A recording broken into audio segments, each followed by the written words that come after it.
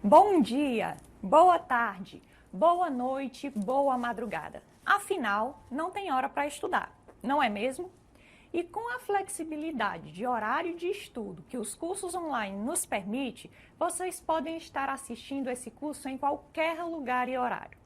Quantas coisas legais já aprendemos? Já não somos mais os mesmos que começamos o curso sem saber exatamente nada de cálculos. E hoje, vamos continuar o nosso bate-papo, porque tenho certeza que a aula passada deixou vocês com uma pulguinha atrás da orelha. E já sei até qual foi. Porque nós terminamos a nossa última aula falando do adicional de insalubridade. E vocês viram que ele tem como base o salário mínimo. Lembram? Se não, deem uma olhadinha no nosso material de apoio ou no artigo 192 da CLT. Mas, professora, e o adicional de periculosidade?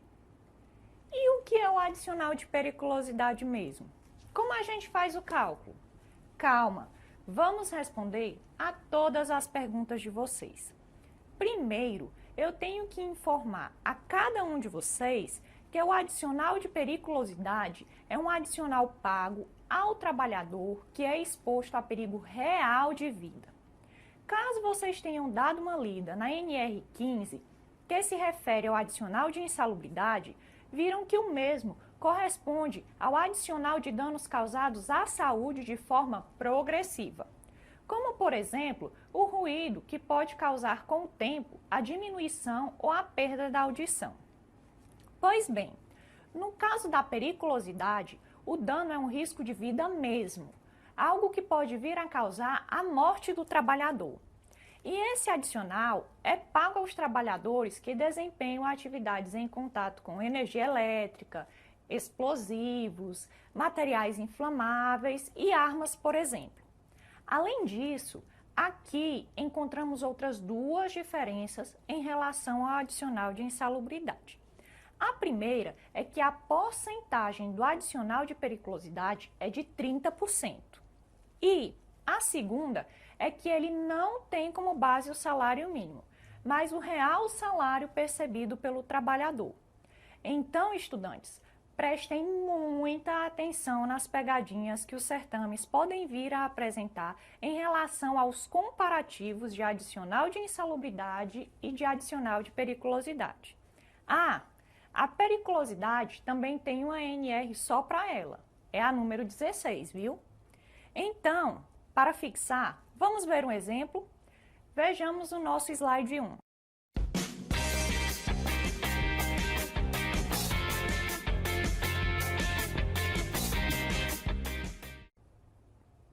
Bem, meus amigos e minhas amigas, o nosso material já trouxe todas as informações para facilitar o trabalho. Nos confirmou que Fernando desempenha atividades em ambiente periculoso, bem como que o salário base de Fernando é R$ 1.800. Então, para sabermos qual o valor de periculosidade que Fernando tem direito, o que devemos fazer? Alguém sabe? Muito bem, pegar o salário base e descobrir quanto vale 30% dele. Sendo assim, vejamos o nosso slide 2.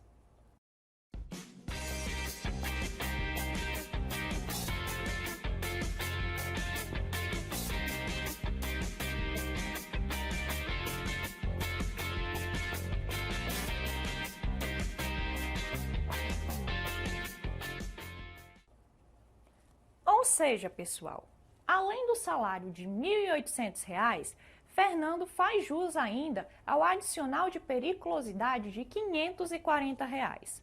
Viram como é simples? Só tomem cuidado para não confundir o salário base com o salário mínimo. Pode até acontecer de o salário base do trabalhador coincidir com o salário mínimo, mas nem sempre isso acontece, ok? Agora que já falamos de insalubridade e periculosidade, que tal falarmos a respeito do 13º salário? E o que é o 13º salário? O 13º salário, também conhecido como gratificação natalina, consiste no pagamento de um salário extra ao final do ano para cada trabalhador. O cálculo do 13º salário é feito levando em consideração a real remuneração percebida mensalmente pelo trabalhador, ou seja, com os acréscimos que, porventura, o mesmo receber. E qualquer período de trabalho superior a 15 dias já é contado como um mês integral para o cálculo de tal benefício.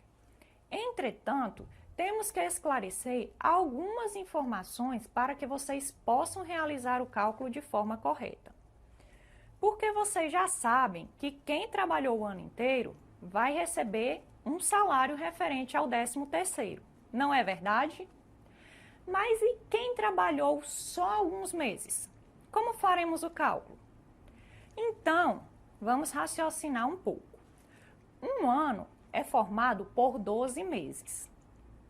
Então, por cada mês trabalhado ou período superior a 15 dias, o trabalhador fará jus a 1/12 de 13º salário. Portanto, vamos trazer um exemplo para vocês poderem se situar no assunto. Vejam o nosso slide 03.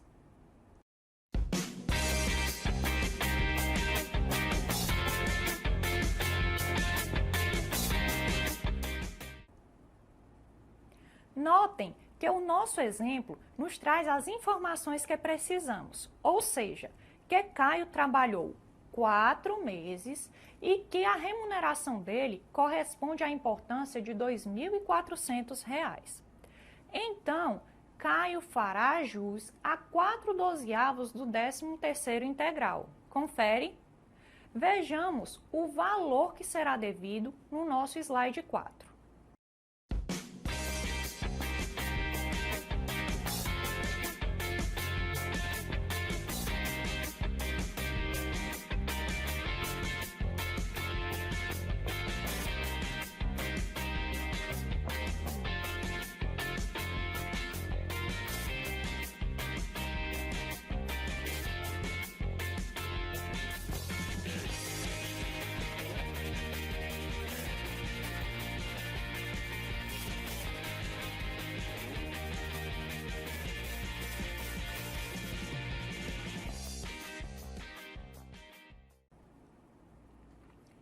Logo, vocês conseguiram verificar que pelos 4 meses de serviços prestados, Caio faz jus à importância de R$ 800 de 13º salário.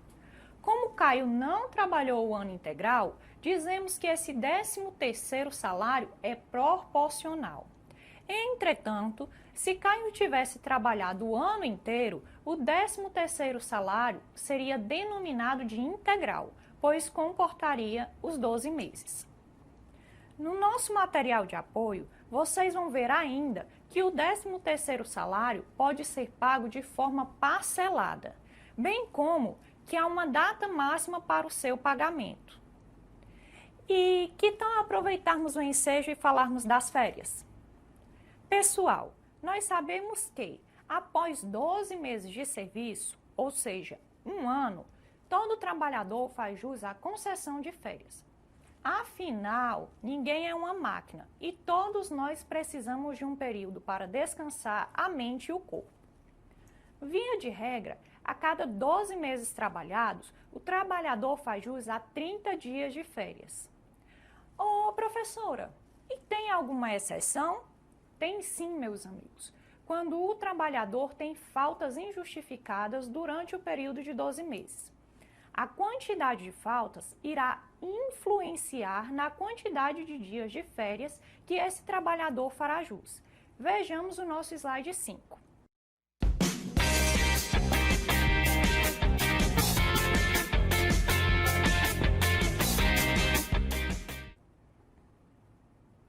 Prestem bastante atenção a essa tabela. De preferência, decorem mesmo, porque ela é muito cobrada em questões de prova. Mas, ô professora, e se o empregado faltar mais que 32 dias? Quantos dias de férias ele tem? Bem, pessoal, Nesse caso, o trabalhador não tem direito a férias. Quanto ao gozo das férias, devemos destacar que a reforma trabalhista nos trouxe uma novidade no artigo 134, que corresponde à possibilidade de gozo de férias em até 3 períodos, bem como que é vedado por lei o início das férias no período de 2 dias que antecedem o feriado ou o dia de repouso semanal remunerado. Quanto ao cálculo das férias, podemos dizer que é bem parecido com o cálculo do 13º, porém, as férias sofrem o acréscimo de um terço constitucional, algo que não verificamos no 13º salário. Vamos ver um exemplo? Vejamos o nosso slide 6.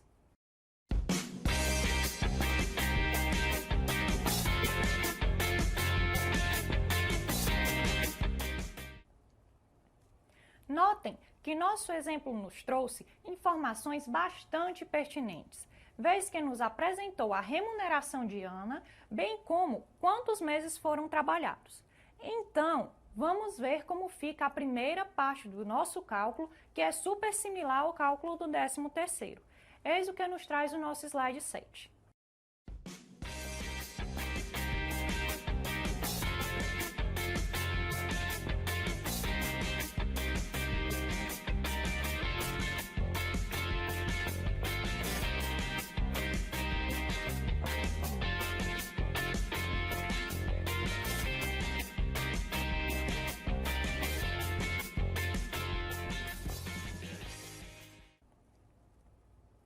Quanto a essa primeira parte do nosso cálculo, creio que não restam dúvidas, vez que o cálculo é realizado de forma bem similar ao cálculo do 13º. Porém, não esqueçam que temos que realizar a soma do terço constitucional. E como é feito esse cálculo? Podem ficar tranquilos, porque o cálculo em que acrescentamos um terço é bem tranquilo. Vejamos nosso slide 8.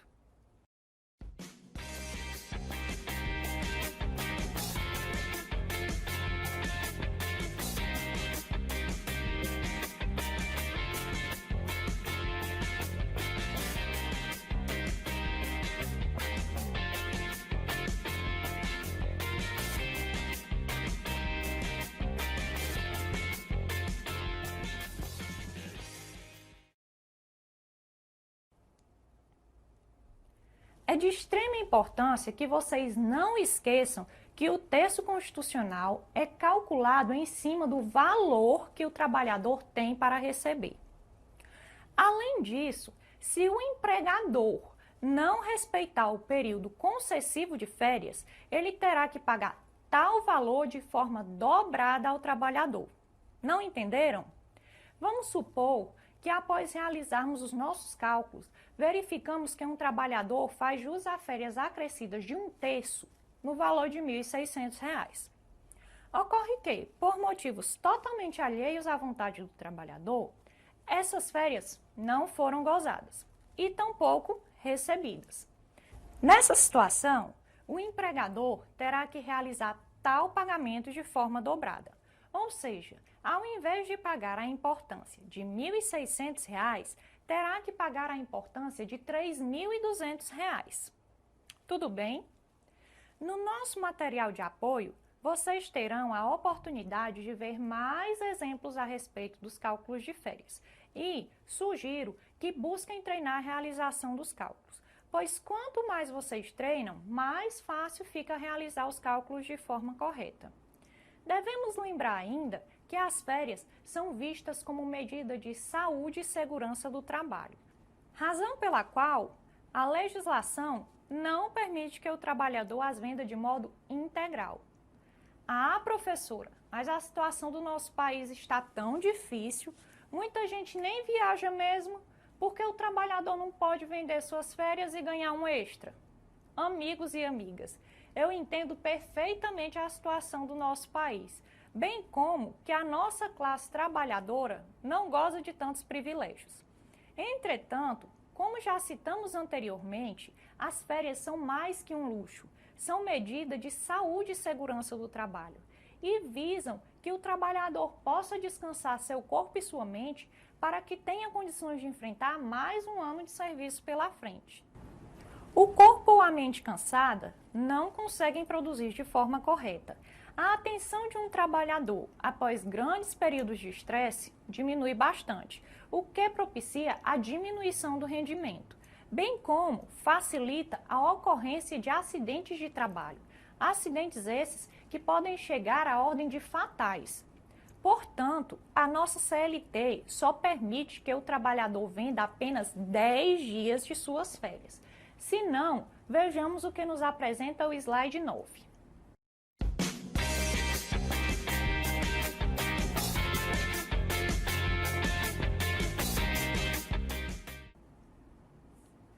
Creio que vocês perceberam que o artigo 143 da CLT nos traz duas informações bastante relevantes. A primeira é que a venda ou conversão pecuniária das férias é uma opção do empregado.